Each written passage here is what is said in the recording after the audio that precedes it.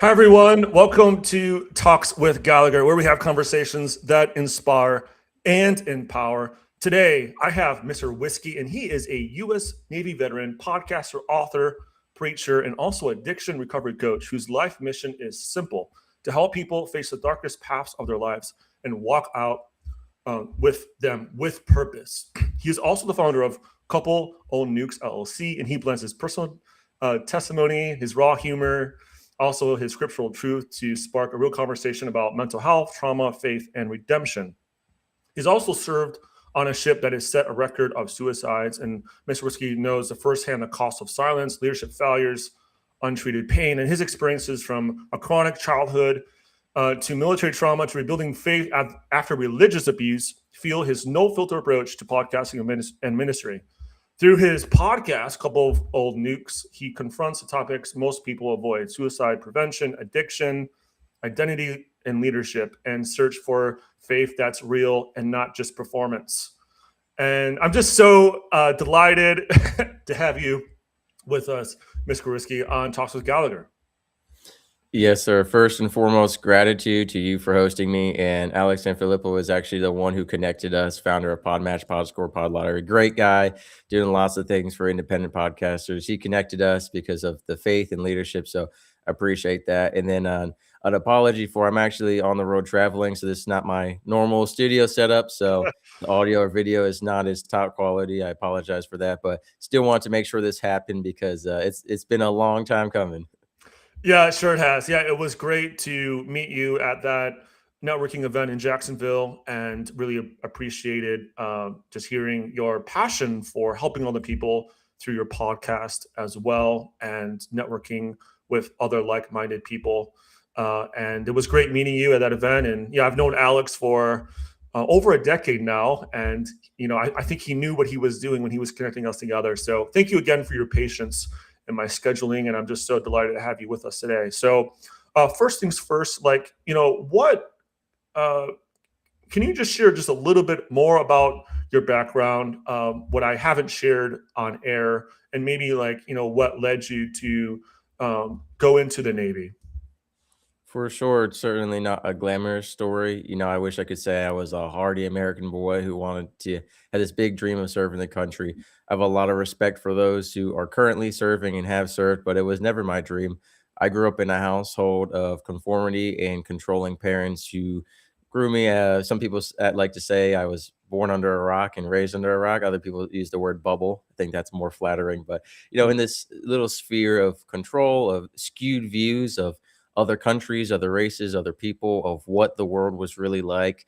This was a household that had domestic violence, sexual violence, emotional and verbal abuse, and most importantly, as you mentioned earlier, most important for me personally, which was the religious weaponization and abuse. A lot of people have suffered that at the hands of a faith-based group, a church, or people in their lives, and oftentimes walk away from God and the faith because of those representing God wrong.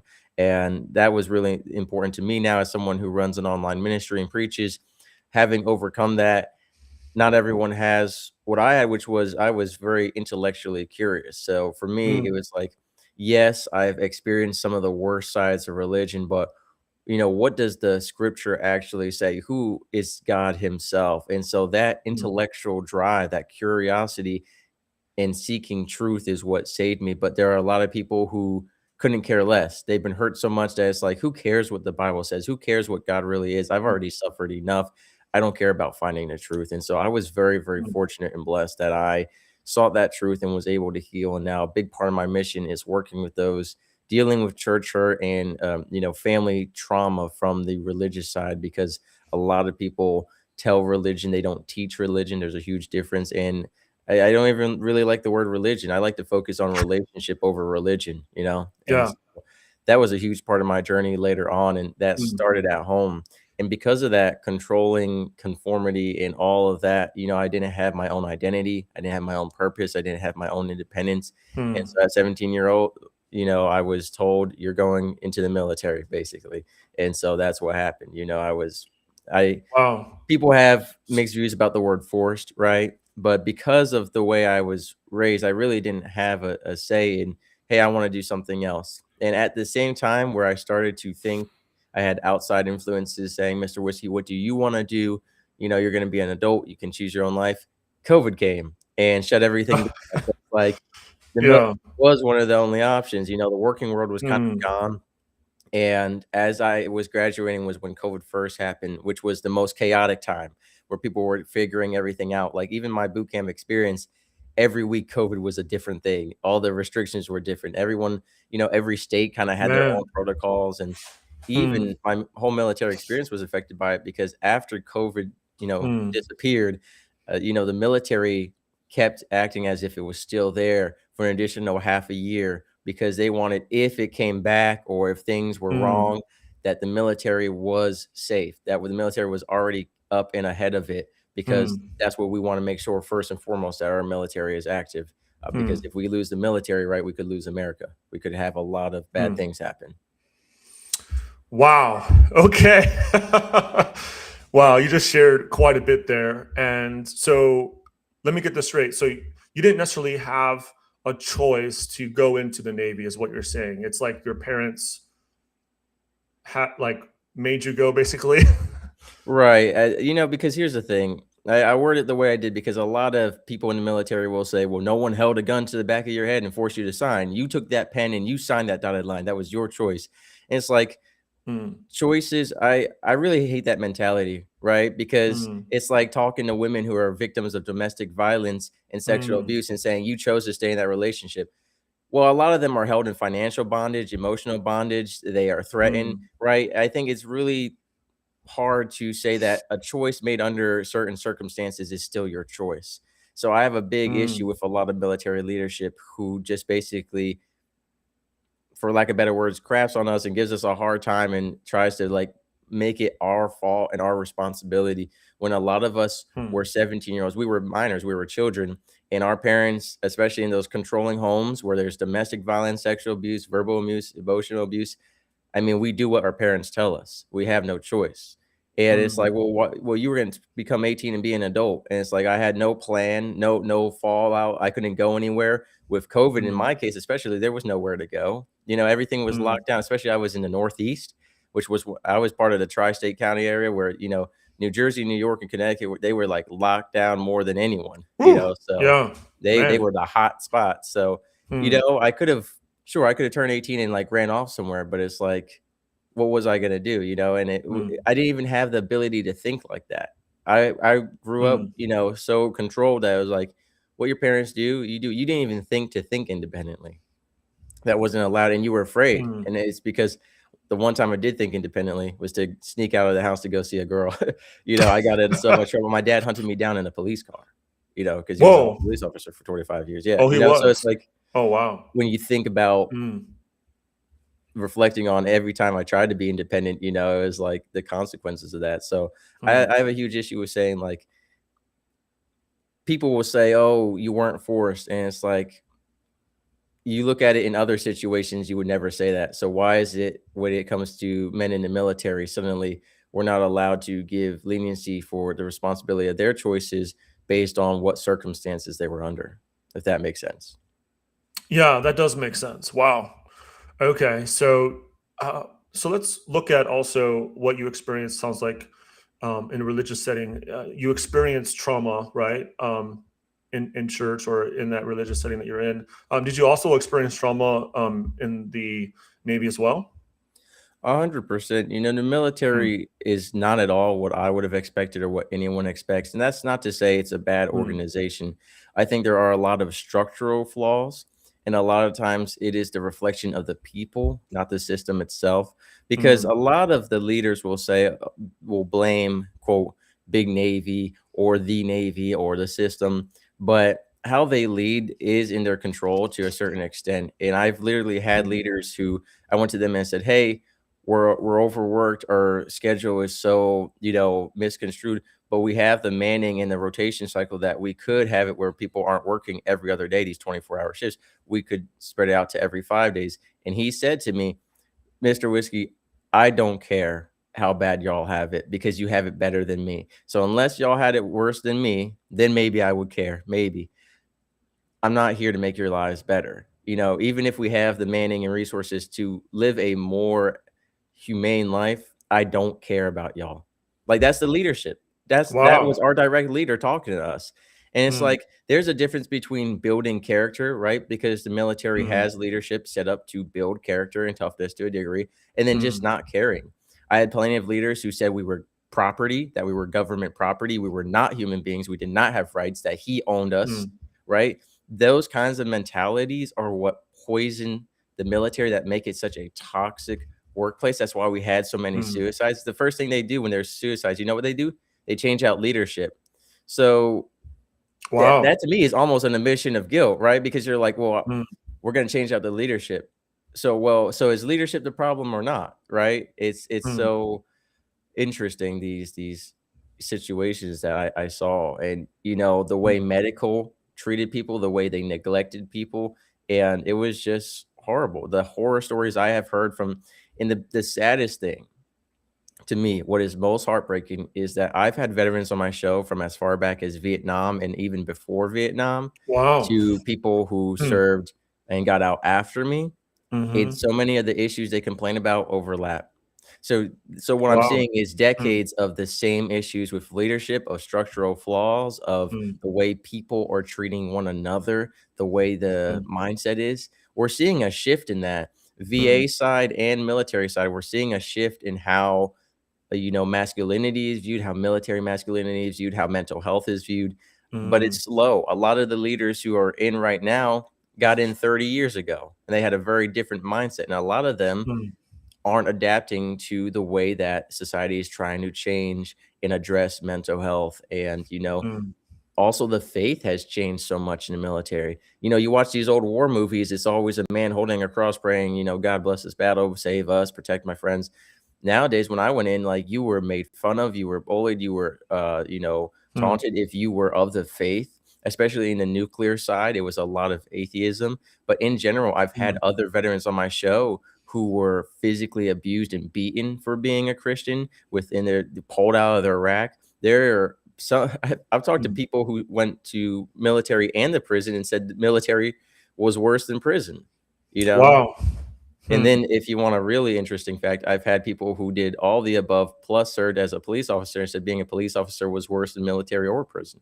So it's very interesting how Oh my goodness. really it's the structure, the leadership, and the lifestyle. The military could be something great. It could be an amazing thing where you go in and you have everything set up for your life, but Mm, because of the leadership, because of the structural flaws, it's not. And they it seems like they purposely screw you over, where they could set things up where people actually, you get your dream sheet of, hey, what can we do to get you to stay in for life? And we tell you, and then they don't do that. And it's like, we have enough people in the manning and the billets to set everyone up to be on this path. Like, hey, I mm. want to have a family that's really important to me. I also want to serve in the military. What can we do to make that happen? And it's possible, but it's just, it needs a huge overhaul, in my personal opinion, from my experience. I have a biased opinion because we had 1 to 3 suicide attempts a month at the base I was at. My ship Mm. had, about 15 deaths within a year and a half, a murder included in that, 3 suicides in a week. And I Wow. saw leadership change over and over again, and just the same issues. And you can replace leadership all you want, but if you're replacing leaders with the same mindset as the previous ones, you're not going to see that change. Yeah, it sounds like it needs a huge reformation. Um, and it's interesting. It's not necessarily the system per se, but it's leadership that's running the system, right? Wow. So, like, when it comes to mental health, I mean, now you're like an expert on the topic, but before, like, how did you see your mental health being affected? In you know, let's just talk about like both maybe the military and then also in the church setting. Like, and it sounds like you had, am I mistaken? You had kind of a rough, challenging childhood as well. So on top of that layer, is that correct? 100%. And my mental health journey has definitely been quite, as most people's, it's been ebbs and flows, ups and downs. Mm, As a young child, because of it wasn't just a bad childhood at home. Because of what happened at home, it translated into my school life. In fact, Mm, my father, because of being a police officer, people in the town hated me because my dad had arrested their parents. Or for rule number one is you never serve in the town you live. You never raise your family in the town where you serve as a police officer. It's just like this rule that you mm, should follow, because there was people who hated our family just because of my dad. And me as a faith-based individual, as a follower of the Bible, I try not to judge children for their parents' actions, especially as someone who is so different from his parents. I have mm, a lot of empathy for people, because I'm like, listen, whatever your parents have done is not you or who you are. And that's even biblical. That being mm, said, I didn't get that treatment, right? People hated me just because of my last name or who my father was. And on top of it, the friends I did make, my father, forbade me from being friends with them because he didn't like their families. And so my friends were, picked and chosen for me. And my dad and Bob ended up picking more enemies for me than friends. So I was mm, outcasted, and I, didn't get along. And because I grew up in such a bubble, I was mm, socially awkward. I was very inexperienced on a lot of things. And, mm, it affected my dating life, my social life. How my mental health was stabilized was really, I spent a lot of time writing. I would write from mm, 8 p.m. to 2 a.m., locked away in my bedroom, just writing little fictional tales and putting different pieces of my identity in each character. And that was kind of what got me through that. My faith journey really started in the military, and that was kind of my anchor then. My mm, faith became my anchor for my mental health, on top of writing poetry, writing a lot of poetry, a lot of prayers and conversation with God. And then my mental health really got pushed to the side in the military because I was so focused on helping others. Because I was surrounded by people, everyone had something going on, of course. And it wasn't just the military, it was their home life as well. And I mm. became, unlicensed therapist for a lot of people in the military. And it was Wow. just spending my life as a sponge, absorbing all of their negativity, all their venting and ranting and all their issues. And it really wore me down. And then when I got out, interestingly enough, I do the same thing now as a podcast host. I have a lot of episodes on suicide, on murder, on time in prison, time in the military, on school shootings, all these dark subjects and journeys of faith. But for Mm, me, it's really, faith has continued to be my anchor. And to me, having these conversations the way that I do, it's also very therapeutic to talk to other people and hear about their mm, lives and their reflections. But it's really, faith is really what has healed me more than anything. mm, And it's faith that is hard for most people to have, looking at all the bad and saying, I know that God is using it for good. There are plenty of things that I still struggle with.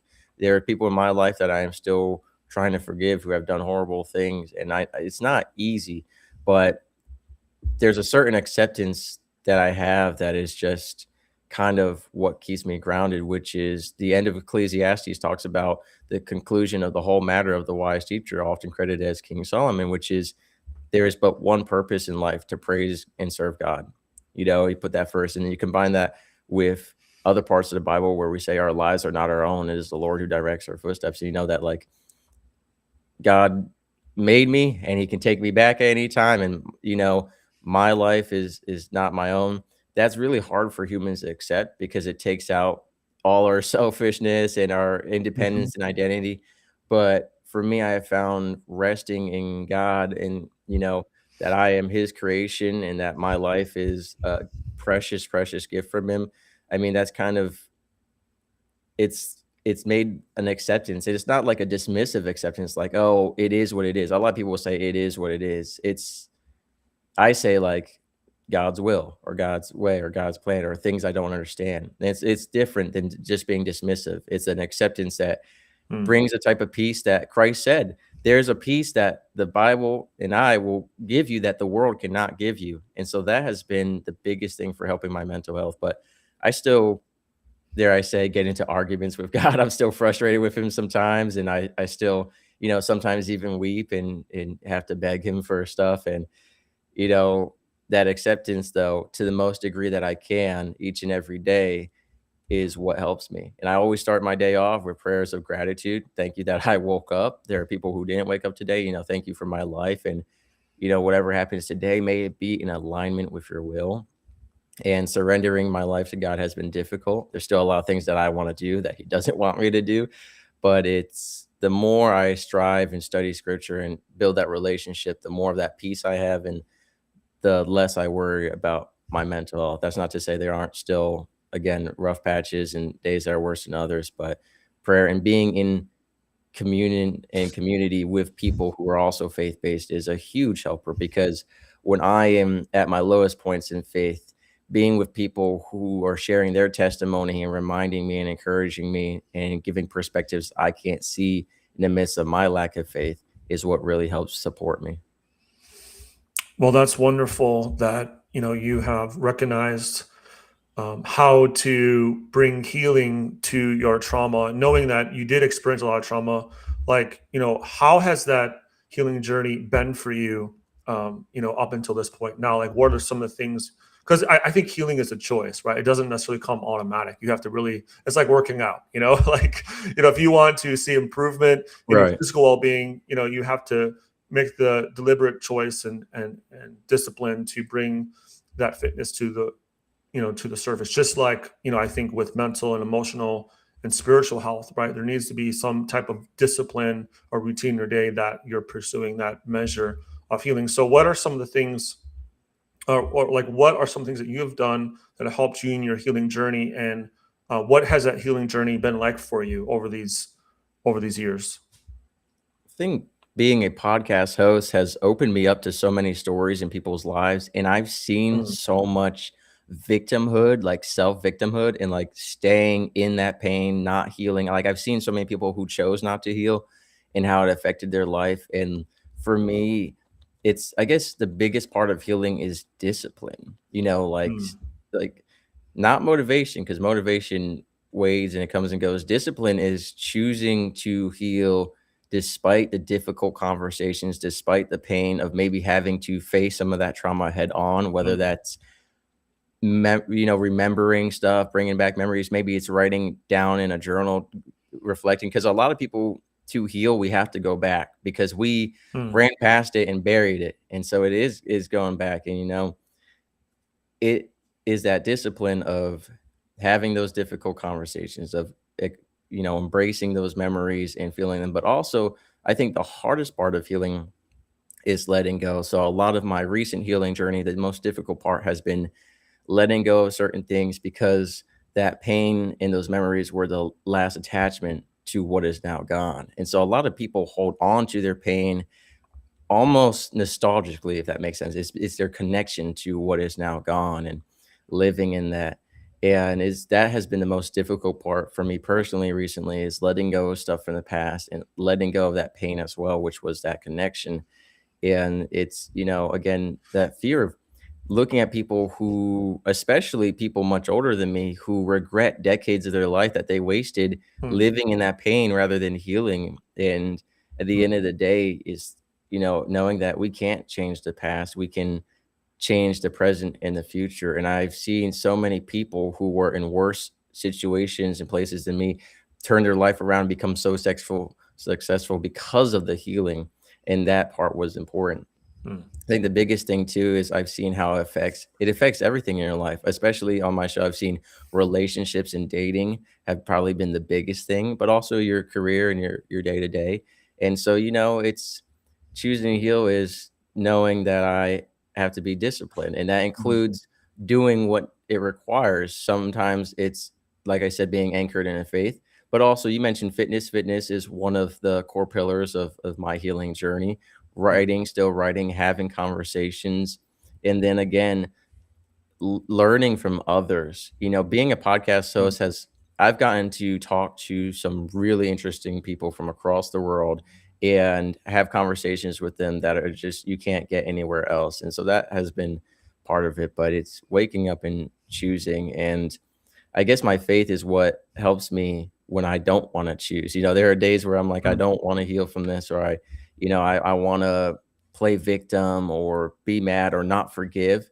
One of the biggest and most difficult things for me is forgiving some people in my life. And I think that's something that we often struggle with, especially with people who have done what we as humans consider unforgivable things. And, so talking with God about that stuff, and knowing that I have a biblical duty to process this and act this out, especially acting out what I preach as someone who runs an online ministry. That is something. So we as believers and teachers are held to a higher standard, and so that requires discipline. And I know that it is written, God gave us, my addiction recovery program is founded on the Greek word sophronismos, which is self-control and discipline. And that is actually the word used when God says, I have given you a spirit of sophronismos. So that is so important to me, because a lot of addiction is the result of not healing. A lot of addiction, whether it's pornographic addiction, alcohol, drugs, a lot of bad choices in relationships, a lot of people who fall into even worse relationships. And a lot of times people who don't heal end up getting in worse and worse situations. And so wanting to avoid that and wanting to be an example for the people I lead is so important. And that helps that discipline.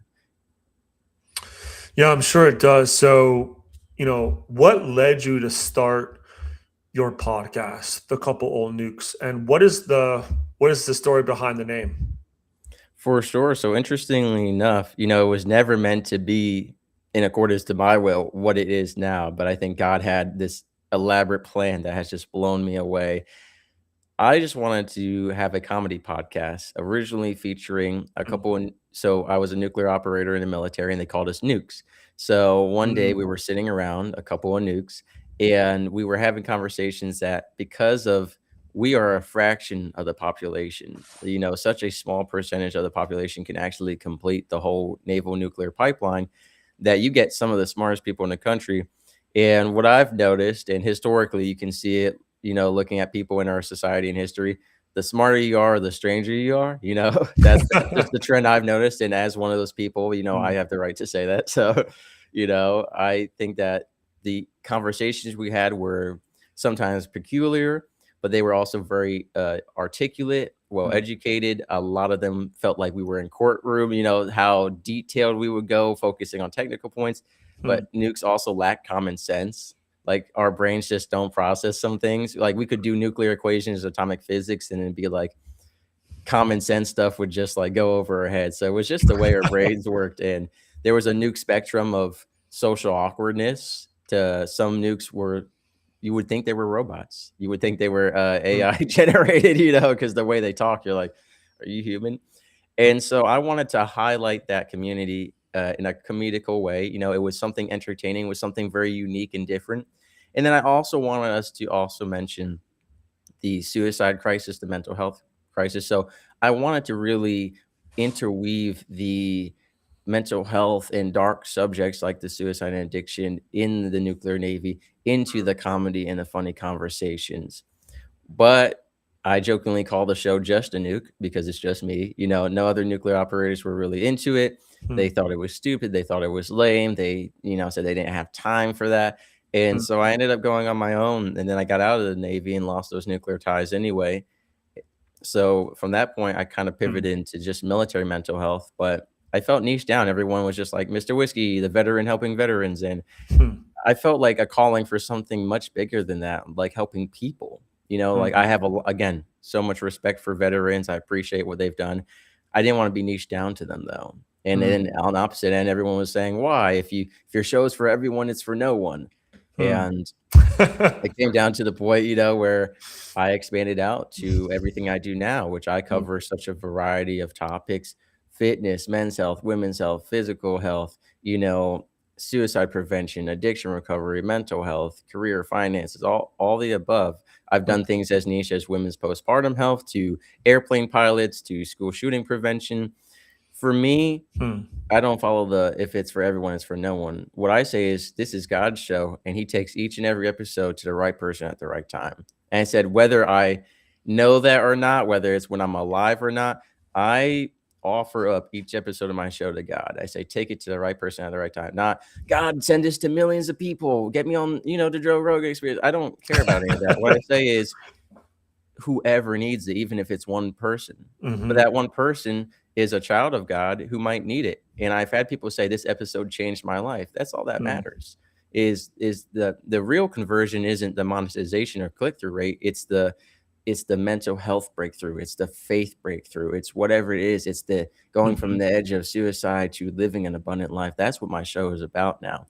And it is in alignment with God because every time I have tried to quit podcasting, I said, God, it's too expensive. God, I can't stand some of these people anymore, or I can't travel, or whatever it is.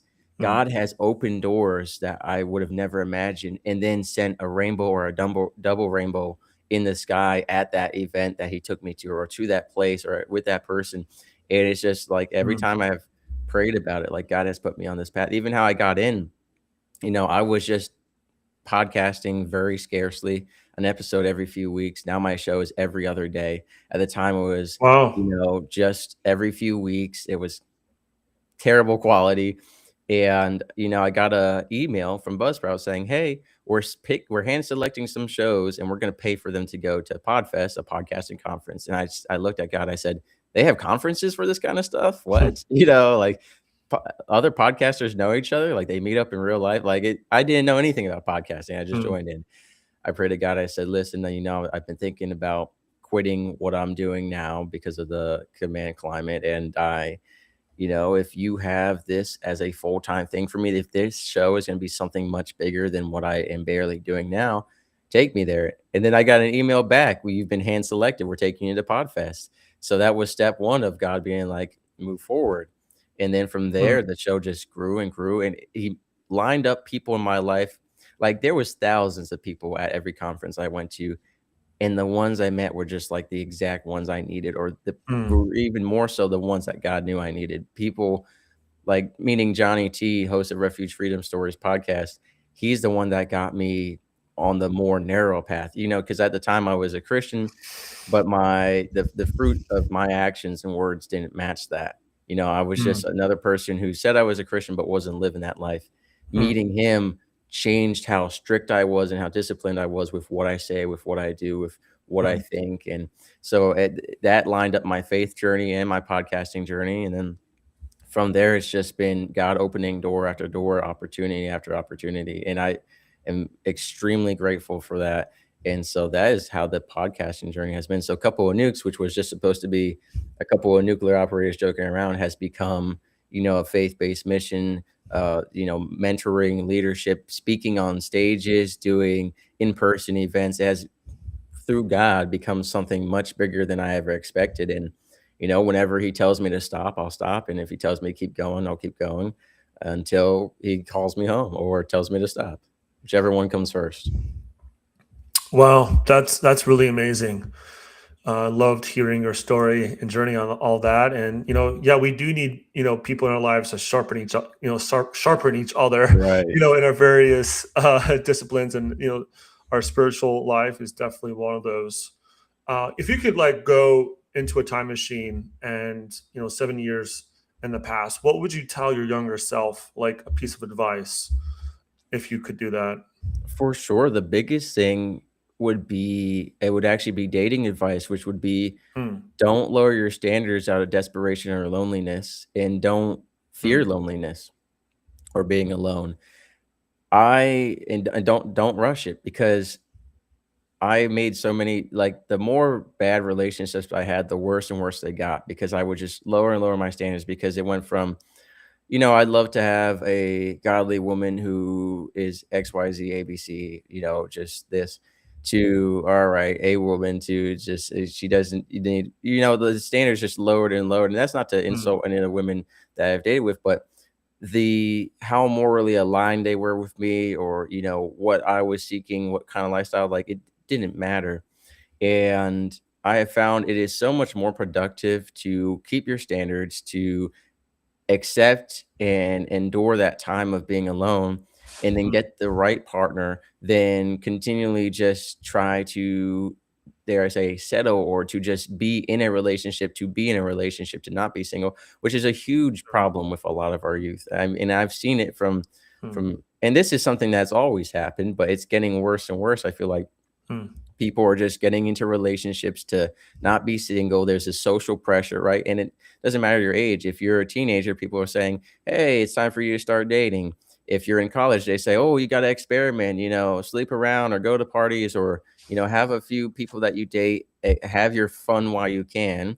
Then when you're in your 30s to 40 range, they say, oh, like it's time for you to get married and have kids and settle down. Like you better get dating. And then if you're single in your 40s, they say time's running out. You better hurry. And it's like if you get widowed, then they say, oh, you shouldn't be widowed for life. Aren't you going to be lonely? You should find a new partner and move on. So there's this, no matter how old, what age you are, there's this pressure to be in a Mm, relationship. And a lot of people succumb to that pressure, especially when they see all my friends are getting married. All my friends have girlfriends or boyfriends or XYZ, ABC. And so mm, my biggest advice to myself would have been like, hey, like work on yourself first, love yourself first, because because of not having love from my family in the way that I needed or wanted, I mm, tried to fill that hole with relationships. mm, I wanted to make my own family. If I couldn't have love from my family, then let me get a wife and kids, and they're guaranteed to love me, which I don't think our kids are guaranteed to love us. I found out the hard way from some of my,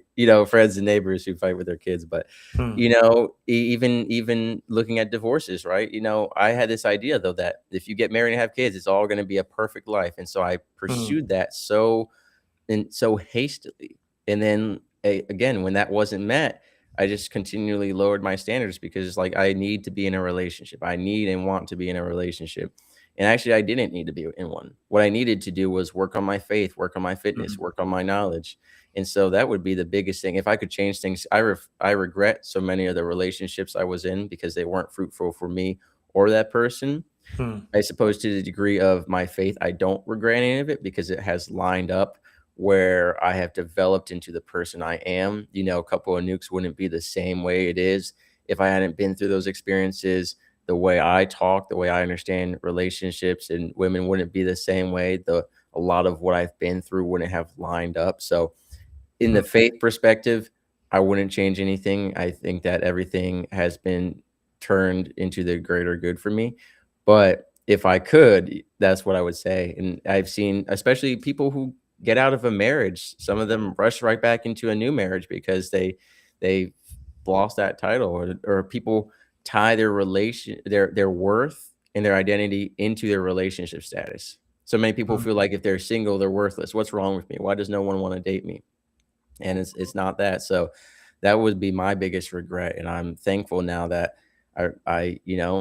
and it's difficult, especially as a man of God. I'll say, if I put in my dating bios online, because I did a lot of online dating, if you put looking for someone who believes in God, the matches went from, if you were having 20 to 30 to 1 to 3, right? I mean, it just was mm, really hard to find that on those online dating apps. But I have found that mm, being more selective is more fruitful. Being more selective up front, it saves you. mm, And I actually was in a relationship for years. I was engaged. I was left at the altar by a woman who, her and I weren't morally aligned. And I mm, didn't do enough upfront work to check that. I kind of just accepted and compromised on my values, ultimately to then have years of my life and her life wasted. So I mm. would definitely want people to avoid that, whether that's younger me or anyone listening to this right now. Yeah, for sure. That is some really good wisdom and advice. We have some people that can relate to what you're saying. Some comments have come up as we were sharing. Do you think that what you experienced was like entering those relationships about was a distraction from your life's purpose at the time? 100%. Well, I was the kind of person where all my time and energy went to my relationship. I was Oh wow. almost obsessively driven, and so I wasn't sleeping, I wasn't eating, I didn't have free time. I found it Mm, hard to have that balance. Now I'm at a point where, I can be in a relationship and I can have a couple of nukes. I can have my fitness time. I can have my mm. time. And, the most important thing is now I have a partner who prays with me, who goes to church with me, who is of the faith. That really Oh, that's great. changes it. And I always believed, I guess, not that the Bible was wrong, but like, that doesn't apply to me, which was my Johnny T, actually, who I mentioned earlier. He kept telling me, like, Mr. Whiskey, you're in an unequally yoked relationship. You cannot flourish. And, I was like, it doesn't matter. And I found out, like, when one or both of you have to compromise, like it ultimately doesn't, like there are certain things you can compromise on the smaller level, but anyone will tell you the big level, like political beliefs, moral alignment, like those things have to be aligned. And for me, political beliefs are based off my moral alignment. So for me, like my relationship that took the most time in my life and ultimately failed was that her universe had humans at the center, mine had God at the center. And so we just our whole universes just function differently. Like everything that we argued about came from a different foundation. And so for me, that was like I realize now like that can't be. Like if you two have entirely different understandings of the universe, it just will not flourish in the long run. For a while you can get along ignoring that stuff, but it gets more and more difficult to ignore that stuff, especially as you get more serious and you're talking about marriage and children and parenting, and you two want to parent from totally different universe foundations. Mm. And so, yeah, I think hopefully that answered your question. Yeah, yeah, no, it did. It did. Wow. Yeah, thank you for sharing that advice. And your more of your story from that. It sounds like it's even though it sounds like it was really painful, it's also sounds like it has really cultivated a lot of wisdom for you, and also helping other young men as Right. well. Uh, can with kind of rewinding a little bit from what we were talking about earlier about the military experience, what are some of the things that what are some solutions that you would like to present regarding some of the challenges that you faced? If we might have ex-military watching, we might have current watching, like what would you share with them, like how can they be a part of the solution, or what are some of the things you like to share in that regard? For sure. I think that again, it's the lifestyle and structure change is where it starts along with leadership. Like if we can rearrange things where the military is so the military is they say just treat it like a job, but then they make it a lifestyle. How can we have more Mm, separation of our personal life and the job itself, but still maintain readiness, still maintain that, combat readiness, that military discipline and lifestyle. And I think just structuring the biggest thing for me would be the hours and the shifts. And, sometimes we were working 12 to 14-hour shifts. Sometimes we were working mm, every holiday, every weekend. And there are certain jobs that need that. But like I said, the biggest example was when we had enough people to not have to do it's called duty day, the 24-hour shift where you're on call and typically standing a watch overnight and working all day the day before and after.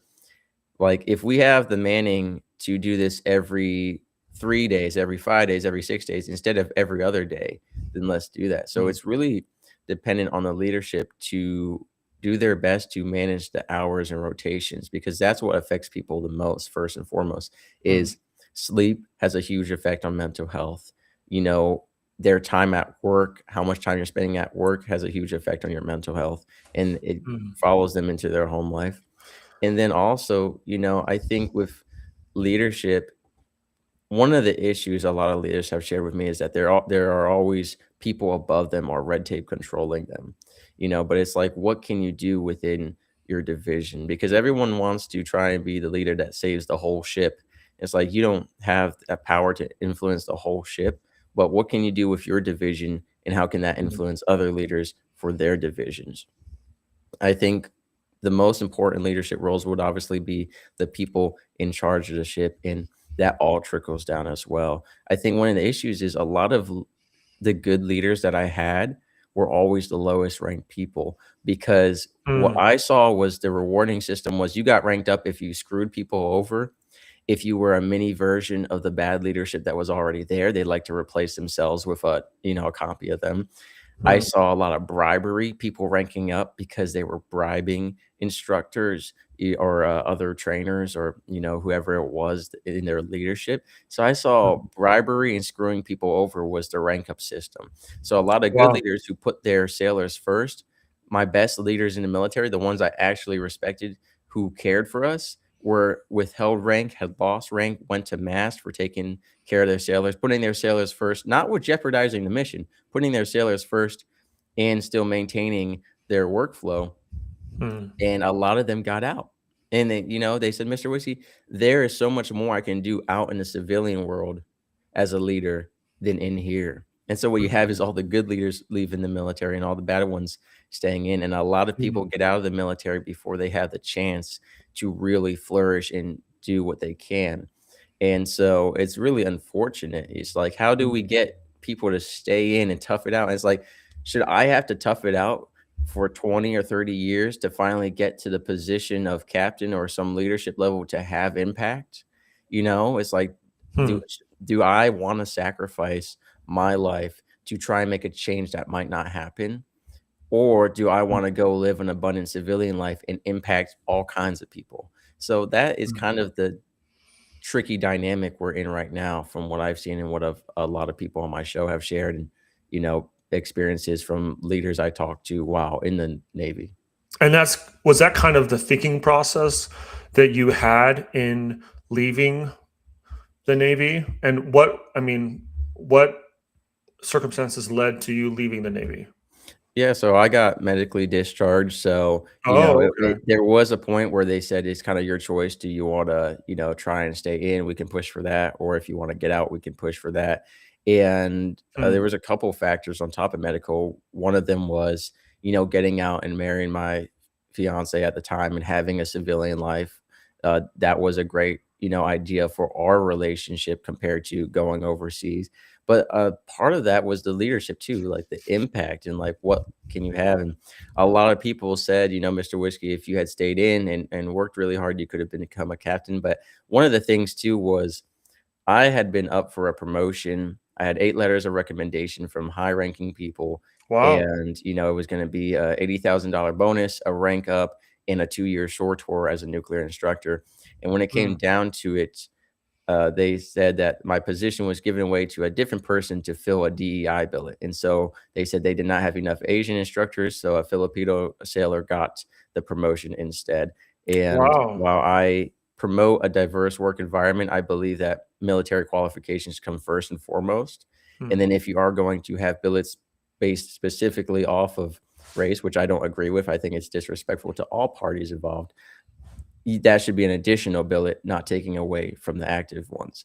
And Hmm. so because of that experience, I mean, that kind of like I said, I admit I have a very negative bias towards the Navy because that screwed over my life. I mean, that would have been the dream to stay in Charleston as a nuclear instructor for 2 more years and keep the house I was living in. And, and I had told them I will do 20 years if I get that, and to lose that Hmm. for politically motivated reasons, that kind of is what definitely made me like, "No, I don't wanna stay in the Navy."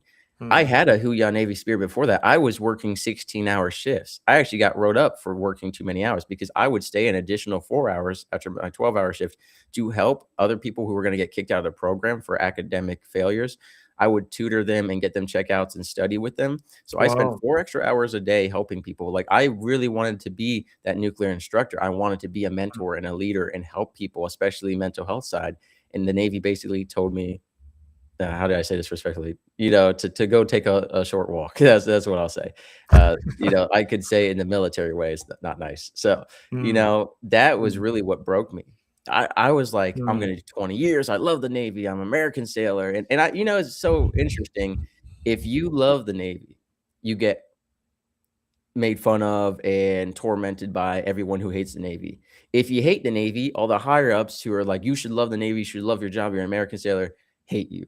So whether you like it or Mm. hate it, you're getting dogged on by both sides, so it's just it's all about that culture. Like, the culture Mm. needs a huge reformation, and it's just Mm. so hard, and, you have all these 17, 18, and 19-year-olds coming into the military, that's what they are, a bunch of high schoolers, being influenced by typically what I found is the person who always found us first was the sailor who hated the Navy, who was getting out and didn't like their job. They would always end up mentoring us and being like, "Leave as soon as you can, hate your job, screw people over." So I Mm. found like the mentorship was really lacking. And one of my dreams has always been to make a Mm. mentorship program as a third party run by veterans for the military because I felt like one of Mm. the biggest issues is you get in as a young adult and you have to juggle your relationships, your family life, your career and finances, setting everything up.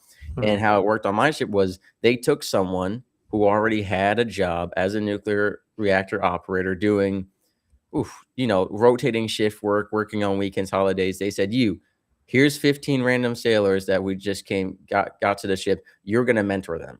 And he's like, I don't have time for this. They're like, well, as long as you meet once a week on Fridays for a couple minutes, you can sign the paperwork saying you mentor them. Hmm. Right. And so what you had Yeah. was a terrible lack of mentorship.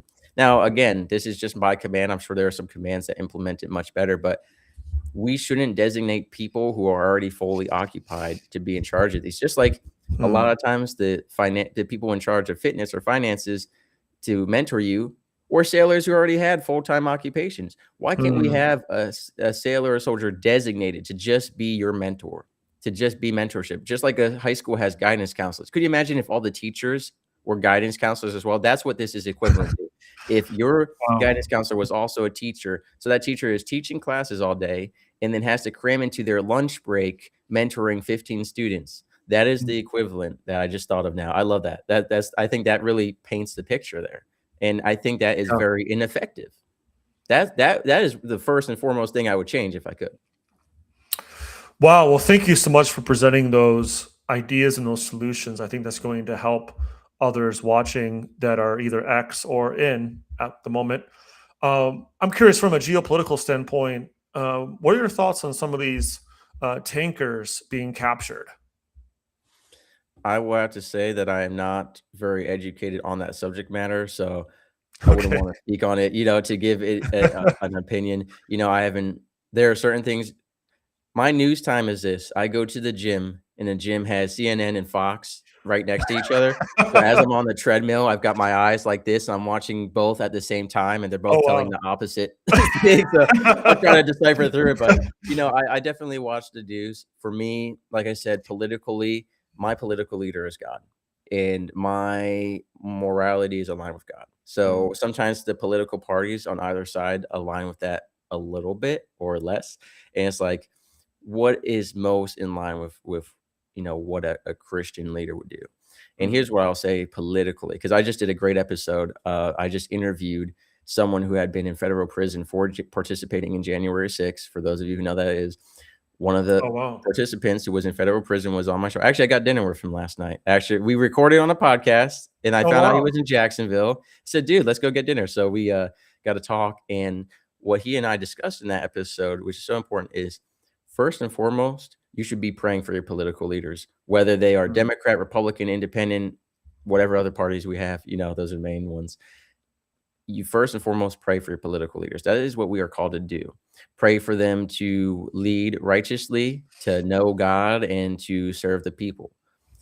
People want to take political action. They want to protest. They want to complain. They want to do all this stuff, right? And you're entitled to do what you feel is politically correct, but you should be praying for your leaders. And if you're not doing that first and foremost, you're in the wrong. Before you take action, you should be praying on it. Be praying on all of this stuff. So that's what I think is most important is, are we praying for our political leaders? That is what we are called to do. That is actually the most we can do. And at the end of the day, most of the stuff we try to do in our personal lives to affect politics goes nowhere. But the biggest impact you can have is when you say, who's more powerful than any president or congressman? Yahweh, right? So what let's see what we can do here. And so that's where I stand as far as like all the political events. Like obviously I'm very unhappy with some things happening. I'm very happy with some things happening. But at the end of the day, like I know we live in a fallen world. I know we're approaching the end times. I know a lot of what we're seeing is biblically prophesized. And so that's why I am just a weeping prophet. On my branding, you'll find the word Navi Boche, which is ancient Hebrew for weeping prophet. Like Jeremiah, mm, I started very young into ministry. I am preaching to a fruitless ministry because I am full of people in a society who don't want to listen to the word, who aren't receptive to it. We're seeing a revitalization, but especially as a podcaster, I know that my social media clips, my social media content, and my episodes don't go as far as things that are sexually immoral and humorous, things that are racist and humorous. And I say humorous as in people are memeing them online, right? There's so much hate on the internet, so much sexualization on the internet, so much mm, racism, and just all this violence. And that stuff gets millions of likes, thousands of shares, right? I post something on mm, suicide prevention, addiction recovery, it goes nowhere. So I feel like a Mm, weeping prophet, but I'm also weeping. I lament over the fact that I'm seeing humans treat each other so terribly, that I am seeing such a lack of abundance and unity. I lament over mm, all of this evil in the world. I hate sin. To quote Philip Anthony Mitchell one time in his preach, he's like, I hate sin. I hate mm, it. And I do too, because it is what is the root of all this terrible stuff we're seeing. And so I lament looking at politics. You could look at it, people are dying, right? And at the end of the day, as humans, we should lament that. Whether they were left or right, people are getting hurt on both sides, and we should just lament that as human beings. But we don't even recognize each other as humans anymore. We've been so divided into black, white, Hispanic, Asian, left, right, liberal, Democrat, Republican. There's so much division, and that is the enemy's plan. Satan is a mm, slanderer, a deceiver, an accuser. And in the historical account of Daniel, we see that there are wicked principalities behind mm, nations, right? We see mhm, that all our political leaders are constantly being attacked by demonic forces. That's why we need to pray for them, because the enemy knows if he can influence those leaders of nations more than anything, that is the number one way to cause division, right? Denomination really just spells demon in a nation. If you repeat some of the mhm. letters, demon in a nation, right? Because what do denominations do? They Yeah. divide. What do political parties do? They divide. That's why George Washington, who was very blessed by God, said, "Do not form political parties. It will destroy this nation." Mm, So unfortunately, we've seen that, and it's just because of the shifts in morality. We see great evil. mm. Yeah, well said. We need to pray for our leaders in office. Even if we don't agree with everything, we still need to lift them up in prayer. Where can people find more about you and your podcast? CoupleONukes.com. That's CoupleONukes.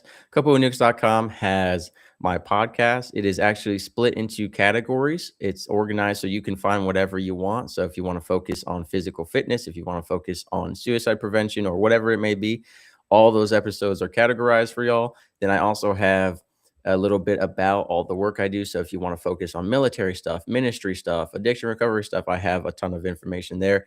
I have every show I've ever been on.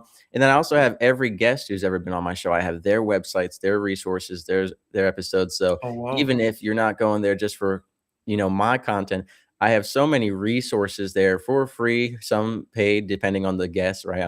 I'm not in charge of what they charge, but all their content, a lot of them have free Mhm, websites, blogs, videos, courses, all great information. Like I said, the idea is that you can go there and leave improved in some way, whether that is you learn something new, or most importantly, mm, I think more important than self improvement is human improvement. And what I mean by that is mm. learning stuff to pass on to others, right? Because we Yeah. are walking libraries, we are catalysts for change. So Mm, I think more importantly, if nothing in this episode spoke to you, it might be for someone else in your life that you're about to cross paths with. So I always say, mm. hold on to everything, all this knowledge. Sometimes it's to improve your life, sometimes it's to improve the lives of others.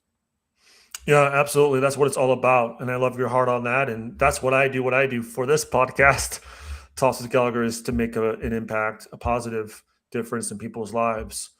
And guys, you need to check out a couple of Nukes podcasts. How many episodes have you done so far? We're approaching 300 soon. I had a lot of Wow. holiday season was rough. Everyone was canceling and rescheduling, so I'm behind I my get that. quota. It was Yeah. behind my quota, and people just getting sick left and right, as Mm, well. So I'm behind my quota, but I know we'll be approaching 300 episodes soon. I think we're around wow. 250 or more. I've gone to every other day. I'd like to go daily, but as one man doing all the emails, all the scheduling, all the It's a lot of texts, all work. the editing, Yeah. all that, I'm sure you understand. It is a Yep. lot more work than people think, and Hmm. it is a lot more time than people think. Hmm. You have the time of recording the episode, editing the episode, everything before and after, social media. So, being a podcaster, you realize you're not just a podcaster, you're a speaker, you're a guest, you are an editor, you are a scheduler, you are a secretary, you are doing, social Yeah. media. You do a lot. And so Hmm. I wear a lot of hats, not just this one. And so, I have to pace Yeah. myself, but every other day I think is really good. I'm just always eager to get content out because each episode can have an impact, you know. And Mhm. again, have God take your episodes to the right people at the right time because He can do that in ways that we never could. So that's why I Yeah. do it, and that's why I love it. And even guesting on other shows, you know, with this episode, wherever God needs to take it. Yeah, amen to that. Well, thank you so much, Miss Risky, for being on Talks with Gallagher. This was really an amazing episode, hearing about your story and your healing process and what you've learned along the way. For those that need help in their traumatic areas in their life or dealing with PTSD, or those that have come out of the military that need encouragement or need some solid life advice, this is the episode that you need to share those people with. And don't forget to like, share, subscribe to this episode with Talks with Gallagher. Well, thanks again, Mr. Whiskey, and thank you for those that are watching and listening. Until next time, we'll see you soon.